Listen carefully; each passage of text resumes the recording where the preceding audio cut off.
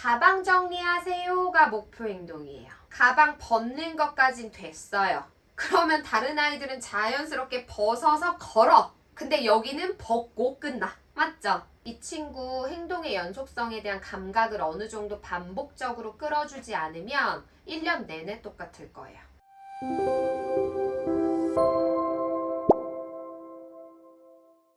혹시 어떤 말로 그럼 이 아이한테 알려줘야 될까요? 요것도 고민들이 많으시거든요. 요거랑 관련돼서 질문 주실 선생님 계실까요? 이 아이가 자꾸자꾸 이래서 저는 자꾸 이런 말을 하고 있는데 요거 말고 다른 거 뭐가 있을까요? 하는 거. 만약에요. 아이들이요. 막 뛰어다니면서 장난치면서 나 혼자 모두 제자리 안 하니까 그게 전파돼서 다른 애들도 막 다 안 하잖아요. 그럴 때 어떻게 지도해 주세요? 일단 처음에는 3월달, 4월달에는 다 같이 이렇게 평균 속도에 맞췄었는데 저희가 그 친구는 느린 친구는 아니거든요. 네네네네. 매우 빨라요. 언어 표현도 되게 빠르고 네. 되게 똑똑하고 네. 그래서 그냥 이제 제가 잘 품고 끌어가려고 하다가 네. 그런 모이는 상황이나 배집단 상황이나 이럴 때마다 갑자기 와 깔깔 큰 소리로 웃어서 분위기를 확 끌어간다거나 그렇지.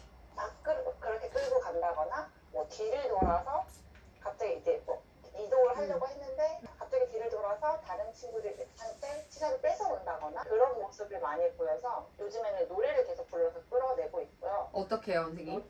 노래를 불러서 어떻게 끌어내요? 노래 부르면 따라와요? 그는 이름을 넣어서 노래 불러주면 자기 이름 들을 때까지는 집중을 하거든요. 그래서 아. 이름을 가장 마지막에 넣어주는 방법으로 이동하기 전에 짧게라도 끌어내고 오. 모이는 시간을 가급적 안 하려고 하는 중이긴 해요. 의도적으로 모이는 시간을 가급적 줄이고 응. 개별적으로 소그룹을 모여서 놀이하고 이렇게 하려고는 하거든요. 지시도 처음에는 내가 가방 정리하고 양말 정리하고 들어와 이렇게 하면 가방 정리도 안 되고 양말 정리도 안 되고 밖에서 놀고 있는 거예요. 네. 그러다 다른 친구가 등원을 하면 이제 그 친구의 집중도 뺏어서 같이 놀이를 하고 가방도 바닥에 있고 양말은 그냥 계속 신고 있는 상태고 겉옷은 바닥에 있고 계속 이런 상황이 진행이 돼서 뭘 해야 하는지를 깨달을 수 있게 해주긴 하거든요. 친구들 길게 얘기하면 접속이 잘 안 돼서 선생님이 뭐 하라고 했었지? 지금 뭐 하는 시간이었지? 양말 정리하는 시간이었지? 이렇게 자꾸 얘기를 하다가 그러고 하고서는 하나 하고 또 막 놀다가 가방 정리가 안 된 것 같은데 얘기하면 또 하고 이제 등원한 친구가 별로 없을 때는 그게 도움이 가능한데 다수를 제가 보고 있는 상황에서 그 친구가 늦게 등원했을 때 사실 그런 부분이 조금 어렵긴 하거든요.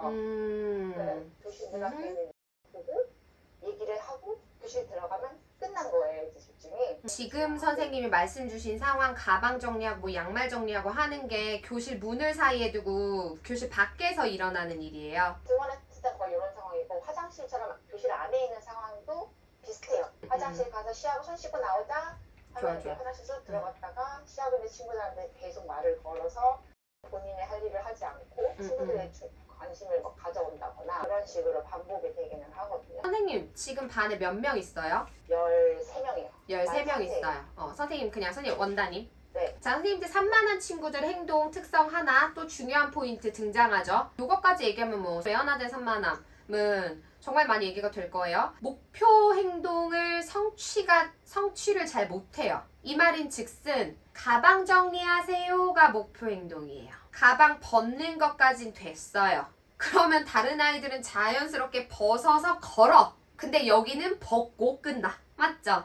행동의 연쇄적인 게 잘 안 돼요. 그래서 목표를 잘 못 이뤄요. 기차 만들기를 하자 목표가 설정이 됐어요. 레일 2개 끼고 사라져 있어요.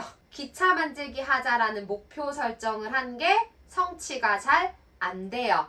행동의 연속성이 계속 끊긴다라는 거예요. 왜요? 주의 전환이 너무 자주 되니까. 주의가 계속 연결돼야 지속돼야 목표가 이뤄질 수 있는 거거든요. 자, 이런 친구들. 그런데 내가 여러 명을 돌봐야 돼. 그죠? 그러면요, 선생님들, 저는 투자하라고 얘기합니다. 왠지 아세요? 이 친구 행동의 연속성에 대한 감각을 어느 정도 반복적으로 끌어주지 않으면 1년 내내 똑같을 거예요. 왜냐? 이 아이가 한 번 시작하면 여기까지 올라가는 게 계속 늘어나야 되는데 선생님도 들쭉날쭉하게 주게 되잖아요. 상황에 따라서. 그죠? 그러면 환경적으로 도움을 받을 수 있는 건 좀 받으세요. 예를 들면 웬만하면 이 친구는 등원 시간을 조금 일찍 보내달라고 하는 거예요. 가능하다면. 15분만 일찍 가서 해결될 수 있다면 저는 그걸 부모의 협조를 구할 것 같습니다. 왜? 어린이집에서만 안 되겠어요? 집에서도 안 돼요? 엄마 되게 힘들걸요? 옷 한 번 입으면은 바란짝 끼고 날라가 있고 이거 하나 끼고 도망가 있고 옷 한 번 입는데 40분 걸려요. 너무 힘들거든요. 그럼 이걸 도와준다는데 15분만 일찍 보내는 게 얼마나 큰 투자야. 구할 수 있는 협조를 구해야 된다는 거예요. 그리고 내려놓을 거 탁 내려놔야 된다는 거죠. 왜? 나는 13명을 돌봐야 되는데? 왜 그러냐 하면 집중할 수 있는 시간에 이 아이한테 집중해서 하나부터 끝까지 연쇄적 행동을 일어나는 게 선생님의 영향력이 행사되기 시작하면 일반화라는 게 일어나거든요. 한 가지 행동에서 다른 행동으로 전파되기 시작한다는 겁니다. 그리고 무엇보다 선생님이 하는 얘기를 들어야 되는구나 때문에라도 선생님 디렉션에 조절이 되는 게 생기는데 일관되게 못 들어가고 들쭉날쭉하고 하다 보니까 아직까지도 형성이 안 되고 안 잡히는 거고요. 이 아이가 그 틈을 이미 알고 있기 때문에 끊임없이 그 틈새를 노리면서 사건 사고를 일으키고 있다는 게 이미 제 귀에 들려요. 맞죠, 선생님? 그러면 일단 3월달 우리 반 애들 다 파악하고 전체적인 구조 좀 잡으면서 4월부터는 너다.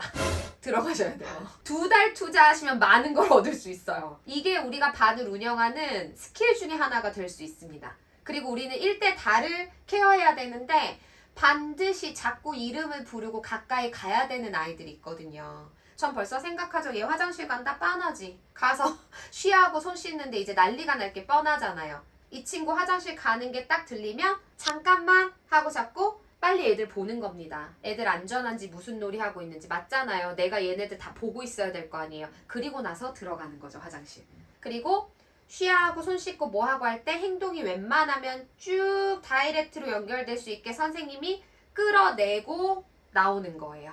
많은 목표를 설정하지 마세요. 왜냐하면 주의력이 끊겨서 문제가 되는 일들이 되게 많을 거거든요. 그러면 저는 목표 행동 1개에서 2개만 설정하라. 아침 정리하는 거 등원했을 때. 그리고 이거는 협조를 얻으면 내가 얘를 독대할 수 있으니까 너무 좋은 기회. 그리고 화장실 갈 때. 그리고 나머지는 좀 놓쳐져도 괜찮아인 거예요. 하지만 이 2가지는 내가 절대 놓치지 않는다. 이런 식의 목표를 형성하고 다가가시면 조금씩 이 아이가 나의 말을 듣고 따르는 속도가 빨라지고 눈빛이 달라지는 게 좀 보이실 거거든요. 그리고 행동 이탈할 게 빤히 보여요. 가방 내려놔서 던진다. 그러면 가방 내리고 있어? 그렇지. 들어요. 저 바로 그 다음 행동 말하고 있죠. 들었어? 대단한데? 여기다 넣어볼까? 그렇지. 이제 우리 뭐 하는 거야? 가방 정리했어. 하이파이브. 양말 벗어야겠네. 양말. 그랬더니 마법처럼 애가 손이 양말로 가요. 양말 한 짝 벗었어. 너무 멋져. 하이파이브. 한 짝 또 있네. 벗었어요. 벗었어. 대단한데? 저 지금 뭐 하고 있어요? 해야지. 왜 못해? 안 하네? 뭐뭐 하자고 했지?가 아니라 뭐예요? 하고 있네. 대단하네가 계속 들어가죠.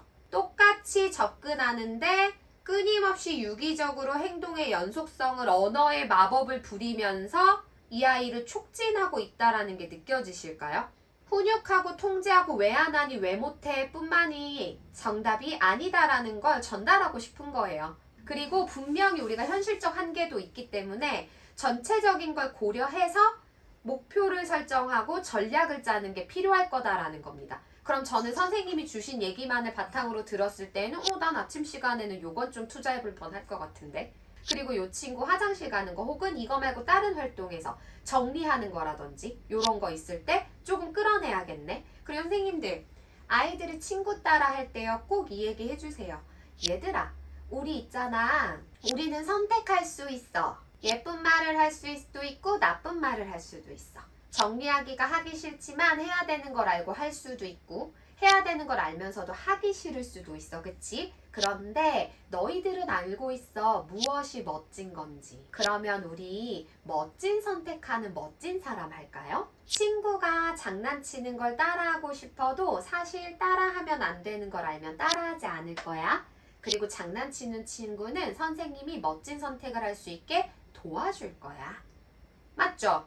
너희들은 판단할 수 있는 능력이 있고 선택할 수 있는 대단한 존재들이라는 걸 꼭 알려주시면 욕을 하는 거, 친구를 놀리는 거, 규칙을 어기는 친구를 따라하고자 하는 이런 심리와 욕구에 대한 보편적이고 아주 중요한 개괄적 예방이 될 수 있어요. 그래서 우리는 멋진 행동을 해서 그럼 쟤는 안 멋져요? 아니, 저 친구도 멋져. 정리할 때는 정리해야 되는 걸 선택하는 게 아직 어려운 거니까 도와주는 거야. 우린 누구나 다 멋져. 그런데 아직 그게 어려운 거야. 그럼 어려운 걸 도와줘야지. 선생님이 도와줄 거지요? 그러니까 모모는 모모가 할 수 있는 정리를 멋지게 해줘. 부탁해.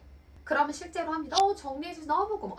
우리 모모 너무 오늘도 정리하기 싫어. 그런데 우리 정리해야 되는 거 알고 있지요? 할 거예요? 기차부터 넣자. 선생님 도와줄 거야. 응. 넣자 하고 손에 쥐어주고 너 세상에 모모가 블럭 정리하고 있네. 우와, 모모는 인형을 넣고 있구나. 얘들아 고마워. 기차가 남았네. 더 넣어볼까? 저 지금 뭐 하고 있어요? 전체 한 번씩 보면서 언어적으로 촉진하고 고마워 소통하면서 얘 옆에서 붙잡고 정리하게 시키고 있죠. 집단을 끌어가는 방식입니다.